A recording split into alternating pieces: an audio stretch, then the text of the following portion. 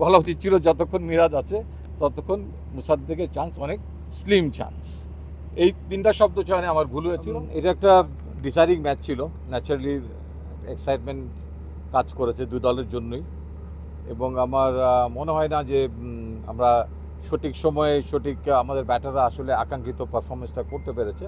At the same time আমার মনে হয়েছে যে শ্রীলঙ্কার সিমাররা যে কাজটা করতে পেরেছিল হয়তো ঠিক ওই একটা জায়গায় আমাদের সিমাররা হয়তো কিছুটা পিছিয়ে ছিল, আমরা মাঝখানে ব্রেক থ্রুটা পাইনি, সে কারণেই এমন একটা রান সংগৃহীত হয়েছে। বাট তারপরেও আবার আমি এই কথাটা বলতে পারি যে এমন একটা সময় খেলার মনে হচ্ছিল যে রানটা 300-র উপর ছাড়িয়ে যেতে পারে, সেই জায়গায় শেষ 10 ওভারে নেহাত মন্দ বল করেনি। তবে খেলাটাকে ডিপে নিয়ে যাওয়ার যে ব্যাটিংগুলো আমরা এই সিরিজে লক্ষ্য করেছি, যেটা শ্রীলঙ্কাররা করতে পেরেছিল, স্পেশালি আসালাঙ্কা অ্যান্ড মেন্ডিস, তো সেই একটা জায়গায় আমাদেরকে ব্যাটারদেরকে তারা ছাড়িয়ে গেছে। টানা ঠিক হবে না, তবে এই সিরিজে আমার মনে হয় যে এটাই ফলাফল। তো এই সিরিজে আমাদের ব্যাটাররা ভালো করতে পারেনি, তারা অভিজ্ঞতার আলোকে যদি আমরা বলি, এখানে যেমন তাদের দুইজন খুব নির্ভরযোগ্য অভিজ্ঞ ব্যাটসম্যান যেভাবে সামনের থেকে নেতৃত্ব দিয়েছে, এবং খেলাটা সিরিজটা লক্ষ্য করলে দেখা যাবে যে আসালাঙ্কা একটা ম্যাচ পুরো ডিপ পর্যন্ত টেনে নিয়ে গেছে। ঠিক একইভাবে কুশাল মেন্ডিস তো ধারাবাহিক ছিলেনই, এবং এই ম্যাচটাতে তিনি মানে অসাধারণ ব্যাট করেছেন। সেই জায়গাটাতে আমরা পিছিয়ে গেছি, এবং আমাদের মিরাজ কিংবা শান্ত যারা আমাদের এখন এই মুহূর্তে অভিজ্ঞ, কারণ আমাদের অভিজ্ঞ অনেক খেলোয়াড়ই চলে গেছে, সাকিব, তামিম, দেন মাহমুদুল্লাহ, রিয়াদ, এই তিনজনকে তো আমরা, সাকিব, মাহমুদুল্লাহ, রিয়াদ এবং মুশফিককে আমরা রিসেন্টলি হারিয়েছি। সো এই মাঝখানের যে ভ্যাকিউমটা তৈরি হয়েছে, আমার মনে হয় যে এটা পূরণ হতে একটু সময় লাগবে। লিটন দাসের ইস্যুটা আসলে কিন্তু আমরা একটা ব্যাখ্যা ওই সিলেকশন মিটিং আমরা দিয়েছিলাম, যে আপনি হয়তো বলতে পারেন যে আগে আপনি যেভাবে তিনি দলভুক্ত হননি, অল অফ আ সাডেন কেন হলেন, কারণ এখানে তিনি ইতিমধ্যে কিন্তু একটা সিরিজ, এটা হচ্ছে দ্বিপাক্ষিক সিরিজ, আর লাস্ট সিরিজটা ছিল আমাদের চ্যাম্পিয়ন্স ট্রফি, আমরা গ্লোবাল টুর্নামেন্টটা খেলেছিলাম, এক এক দিন আমাদের এক একটা দলের সঙ্গে খেলতে হবে। তো এর মধ্যে কিন্তু তার ফিরে আসার জন্য একটা সময় ছিল, প্রিপারেশনের জন্য একটা সময় ছিল, বিকজ আমি যে কথাটা বলছিলাম যে মুশফিক, রিয়াদরা সরে যাওয়াতে মাঝখানে একটা কিন্তু অভিজ্ঞতার বিশাল একটা ঘাটতি হয়েছে। তো সেই জায়গাতে লিটন দাস অলরেডি 90 ম্যাচ খেলার প্লেয়ার ছিল, এক্সপেকটেশন ছিল, তিনি সেই প্রস্তুতি নিয়েছেন, এবং টেস্ট ম্যাচে তিনি থাকার কারণে এবং টি-20তে তিনি দলনায়ক থাকার কারণে সেখানে আমরা অনেক বেশি একটু বিবেচনায় রেখেছিলাম যে এইটা একটা কামব্যাকের ম্যাচ হতে পারে, এবং মিডল অর্ডারকে ঘিরেই লিটন দাসকে ঘিরে আমরা দলটাকে সাজিয়েছিলাম। তো এই জায়গায় যার পর আস্থা রেখেছিলাম, আস্থা না রাখতে মানে প্রতিদান না পেলে আমাদের প্রসেস নিয়েও কথা উঠতে পারে, যে ভরসা আমরা রাখতে পেরেছিলাম আসলে সেই জায়গাটা ঠিক আকাঙ্ক্ষিত ফলাফল আমরা পাইনি।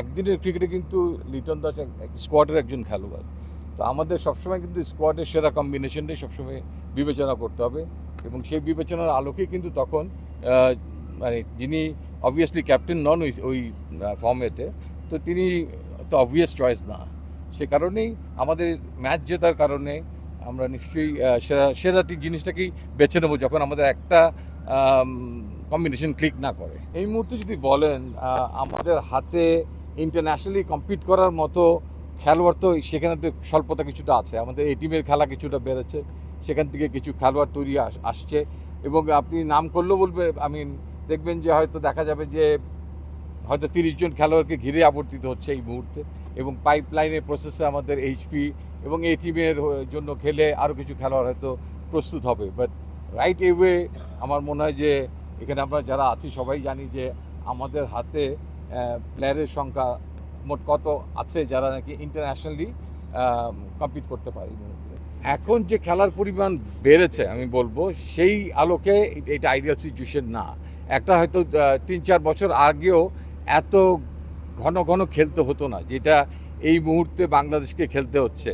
ইউই সিরিজ থেকে খেলে এসে, পাকিস্তান সিরিজ থেকে খেলে এসেই চলে আসলো শ্রীলঙ্কাতে, এখানে 3টা ফর্মেটে খেলবে, আবার ঘরে গিয়ে দেখা যাচ্ছে যে পাকিস্তানের সঙ্গে আমাদের খেলা। সো আমার মনে হয় যে খেলার সংখ্যা যখন বেড়ে যাবে তখন যে দলে যত বেশি অপশন থাকবে তাদের জন্য তত বেটার, কারণ ইনজুরিজের সংখ্যা যদি আপনি দেখেন, ইনজুরিজ আমাদের দলকেও সাংঘাতিকভাবে ভোগাচ্ছে। সো দ্যাট এক্ষেত্রে সংখ্যা কিছুটা বা ডেফিনেটলি ভালো, তবে শ্রীলঙ্কার দলে আপনি দেখবেন যে 8-9 জন মোরলেস কমন থাকেই হোয়াইট বল ক্রিকেটে দেখা যাচ্ছে। একটু স্পেসিফিক ভাবে জানতে চাই যে নাম্বার 4 এর কোথায় তার পারফরমেন্স আপনারা দেখেছেন যে কারণে আপনারা তাকে নাম্বার 4 এ নিলেন, আর যদি আপনারা কোথাও না দেখে থাকেন যেই ক্রিকেটাররা ওই পজিশনে খেলে তাদের সাথে কি আপনারা অবিচার করলেন না? দেখেন, এটা আমরা একটা সিরিজ দিয়ে আমাদের চিন্তা ভাবনার থেকে আমরা এটা নিয়েছি এবং এই সিরিজই শেষ কথা না। তো কাজেই এই আলোকে 4-5-এ লিটন দাস খুব কম ম্যাচে ব্যাটিং করেছে, সেটা স্ট্যাটের উপর বেস করলে তো সবসময় হয় না, কিছু সময় হয়তো সিলেক্টরদের কনফিডেন্সেরও একটা ইস্যু থাকে। সো কনফিডেন্সের উপরে লিটন দাস বহুদিন ধরে, প্রায় 10 বছর ধরে বাংলাদেশ ক্রিকেটে খেলছেন। হি ইজ এ স্টিল, আমরা মনে করি, one of the finest player বাংলাদেশের। বাট খারাপ সময় যাচ্ছে এবং অনেক বেশি ধরনের খারাপ সময় তার যাচ্ছে। এটা বলতে পারেন যে এই দায়টা আমরাই নিতে চাই, নির্বাচকদের আমাদের আস্থার উপর বেস করেই আমরা তাকে নিয়েছি এবং এই দলে নিয়েছি এবং টিম ম্যানেজমেন্টের সঙ্গে কথা বলেই নিয়েছি। আমরা একটা বড় ক্যানভাস, আপনি দেখবেন যে একটা ফরম্যাটের জন্য 20 থেকে 25 জন খেলোয়াড় মধ্যে সীমাবদ্ধ আমরা আছি। সো দ্যাট এর মধ্যে আমরা আছি, একদম নতুন করে কেউ আসবো না। হয়তো অঙ্কন আছে, নুরুল হাসান সোহান আছে, ওদিকে এরকম আরও কিছু অন্য ফরম্যাটের জন্য হয়তো আমির হাসানকে গ্রো করার চেষ্টা করা হচ্ছে। দীপু আছে আরেক ফরম্যাটের জন্য, সাইফুদ্দিনকে আমরা আবার ঘুরিয়ে আনলাম T20 ফরম্যাটের জন্য। সো নাসুম আসলেন। তো এইভাবেই আমার মনে হয় এরপরে তো বড় আসর আমাদের দুটো, Asia cup and world cup T20। তো আমার মনে হয় যে কিছু খেলোয়াড়কে সুযোগ দেওয়া হবে। Mustafiz is definitely a very good bowler, no doubt, এবং তার হিউজ এক্সপিরিয়েন্স আছে। তো আমাদের এরপরে প্রায় 3 মাসের মতো লেগে যাবে বোধহয় এরপরে আমাদের সিরিজটা আস্তে আস্তে, ওয়ানডে সিরিজটা। সো এর মধ্যে তাকে আরেকটু শার্প করে নেওয়ার জন্য যা করণীয়, আমার মনে হয় যে তিনি সহ অন্যান্য খেলোয়াড়দের জন্য নিশ্চয়ই একটা পরিকল্পনা টিম ম্যানেজমেন্ট করছে এবং মুস্তাফিজ ডেফিনেটলি আমাদের মনে আছে এবং দলের সঙ্গে আছে। মুস্তাফিজ সহ অন্যান্য দু একজন খেলোয়াড়দের ক্ষেত্রেও, যার যেখানে ফিল্ডিংয়ের ক্ষেত্রে, ব্যাটিংয়ের ক্ষেত্রে কিংবা বোলিংয়ের ক্ষেত্রে যে জায়গাগুলোতে উন্নতি দরকার, আমার মনে হয় আমাদের টিম ম্যানেজমেন্ট এগুলো নিয়ে খুব নিবিড়ভাবে কাজ করছে এবং এই জায়গায় একটা উন্নতি ঘটানোর যতটুকু সম্ভব এক্সটেন্ড করা যায়, তো সেই চেষ্টাটা তারা নিশ্চয়ই করবে। আই এম রাইট যে কিছু খেলোয়াড়ের কিছু জায়গায় আরও উন্নতি ঘটানোর অনেক সুযোগ আছে। আমরা একসঙ্গে প্রিপারেশনের অনেক সময় সুযোগগুলো পাচ্ছি না, যেমন এই টেস্ট টিমটা চলে আসার সঙ্গে সঙ্গে টিম ম্যানেজমেন্টের অধিকাংশ সবাই চলে আসছে।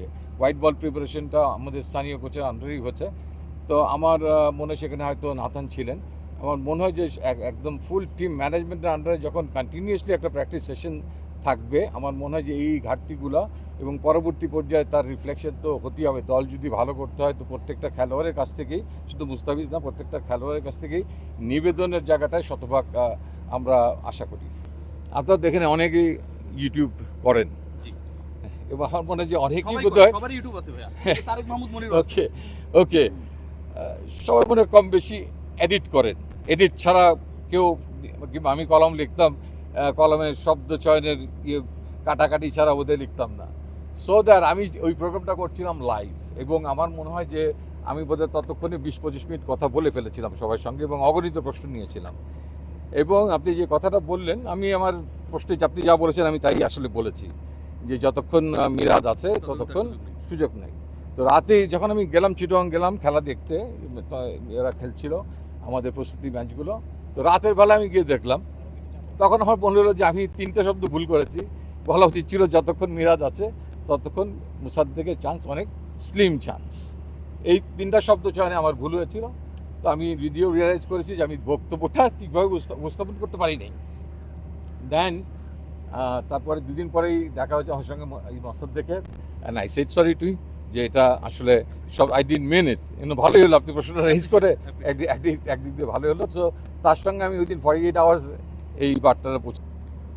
আসলে ধারাবাহিক যদি কোনো ব্যাটসম্যান থাকে, যেটা আমরা বলতাম আগে ম্যান ইন ফর্ম কিন্তু একটা দলের অনেক কিছু বদলে দিতে পারে, যেটা মানে ধারাবাহিকতার প্রসঙ্গে আমাকে আবারও টেনে আনতে হচ্ছে যে আসালাঙ্কা 3টা ম্যাচের মধ্যে একটাতে একদম বড় ইনিংস খেলে দিল, ডিপ পর্যন্ত ব্যাটিং করলো, আরেকটাতে 50 করলো গতকাল। ঠিক একইভাবে কিন্তু কুশল মেন্ডিস একই কাজ করে গেছেন। সো আমাদের এই জায়গায় দেখা গেছে যে একদিন হয়তো তামিম রান করছেন, আরেকদিন হয়তো ইমন রান করছেন, আরেকদিন হয়তো তহিদ হৃদয় রান করছেন, কিন্তু সেটা হয়তো দেখা যাচ্ছে যে আমরা 50 রানের মধ্যে গিয়ে আটকে যাচ্ছি। কালকেও একটা সুযোগ ছিল, কিন্তু আমাদের লাস্ট উইকেটে আরেকটু লড়াইটা আরেকটু বাড়ানোর জন্য, কিন্তু আনফর্চুনেটলি সেটা হয়নি। So that man in form and দলের যা চাহিদাটা, সেই চাহিদাটা পূরণ করার ক্ষেত্রে আমরা কিছু কিছু জায়গায় বেশ পিছিয়ে ছিলাম। সেই জায়গাটা আমাদের ওয়ার্ল্ড ক্রিকেট যেভাবে আগাচ্ছে সেদিকে ধাবিত যদি আমরা হতে না পারি, হয়তো আমাদের একটা জায়গায় একটু বেটারমেন্ট আমি লক্ষ্য করছি। সেটা হয়তো বলবেন যে 10 ওভার বাকি থাকতে, 15 ওভার বাকি থাকতে আমরা ওয়ান ডে ফর্মেটে খেলা শেষ আউট হয়ে গেছে। এটা আমাদের জন্য ভেরি অ্যালার্মিং একদিক থেকে। বাট সেকেন্ড দিক থেকে যে জিনিসটা, যেখানে আমরা খেলা শেষ করেছি সেখান থেকে কিন্তু যদি আমাদের হাতে উইকেট থাকতো, আমরা খেলাটা জেতার মতো একটা অবস্থায়, এতগুলো বল আমাদের হাতে ছিল। সো একটা প্লাস পয়েন্টের পাশাপাশি আর একটা দিক হচ্ছে যে আমরা উইকেটে আমাদের অবস্থানটা সুদৃঢ় করতে পারছি না, লম্বা করতে পারছি না। দুই দিক থেকে যদি উইকেট পড়ে যায় তাহলে সেই ম্যাচ জেতা অনেক অনেক কঠিন হয়ে যায়। সো দ্যাট লম্বা খেলতেই হবে, সেটা 20 ম্যাচে ওভারের ফরম্যাটটায় ভিন্ন আলোকে, এবং 50 ওভারের খেলাতে এখন মনে হয় যে অগণিত বল, অনেক 300 বল এখন এখানে ইনকনসিস্টেন্ট থাকলেও দেখা যাচ্ছে কেউ না কেউ রান করছে। সো দ্যাট আপনাকে তো একটা ল অফ অ্যাভারেজ হিসাব করতে হবে। তো সেই ল অফ অ্যাভারেজ হিসাব করলে আসলে তারা সেভাবেই দলে আবার চলে আসে। তবে আমাদের হাতে যদি কম্পিট করার মতো অনেক বেশি অপশনস থাকতো তাহলে নিশ্চয়ই আমরা সেদিকে ধাবিত হতাম। বাট দু একটা অপশন যে আগামীতে আমরা যাব না তা নয়। এখন দেখেন, আপনি শুধু ব্যাটার বলবো না, আমি বলবো যে দল হিসাবে আসলে আমাদের বোলিংয়ের ক্ষেত্রেও আমাদের যে শার্পনেসটা ছিল, এক 80টাকে কেন্দ্র করে কিন্তু তাদের বোলিং আবর্তিত হয়েছে, এবং তার সঙ্গে যারা এসছে এই কালকে দেখেন এই দুজনে মিলে কিন্তু 15 ওভার আমাদের 6টা উইকেট নিয়ে গেছে। টেস্ট ম্যাচেও আমরা তাই দেখেছি। সো দ্যাট আমাদের ঠিক বোলার ইউনিটও ঠিক একইভাবে একটু অনুজ্জ্বল ছিল ব্যাটসম্যানদের পাশাপাশি। তো আমার মনে হয় যে বাংলাদেশ ক্রিকেট বোর্ড এই ব্যাপারটা দেখছেন। আমি যতটুকু জানি যে তারাও একটা খুব ভালো মানের ব্যাটিং কোচ খুঁজছেন, যিনি নাকি লম্বা সময় অ্যাভেলেবেল থাকতে পারবেন দলের। আমার সঙ্গে কালকে উপল থারাঙ্গারও কথা হচ্ছিল এটা নিয়ে, যে তারাও এটা বলছিল যে তারাও একটা মানে অভিজ্ঞতার ঘাটতির একটা সময় তারা পার করেছে। ঠিক আমরাও ঠিক একইভাবে এই জিনিসটা পার করছি। যে তো আমার মনে হয় যে যারাই আছেন তারা যেন তাদের অবস্থানটা সুদৃঢ় করতে পারেন।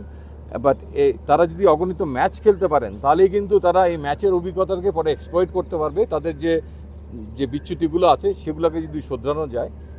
একটা জিনিস যেটা আমরা একটু বেটার দেখছি, যেটা বললাম যে রান তাড়া করার ক্ষেত্রে প্রথম দিকে কিন্তু অভিষ্ট ছিল যে আমরা 20 ওভার পর্যন্ত কোনো কোনো ক্ষেত্রে কিন্তু আমরা স্লাইটলি এগিয়েও ছিলাম, কিন্তু আমরা উইকেটটাকে রক্ষা করতে পারিনি। তো সেই জিনিসটার দিকে নিশ্চয়ই চেষ্টা করা হবে। যতটুকু আমাদের কাছে রিসোর্স আছে, রিসোর্সের বাইরে গিয়ে তো কিছু আসলে করা অনেক কঠিন।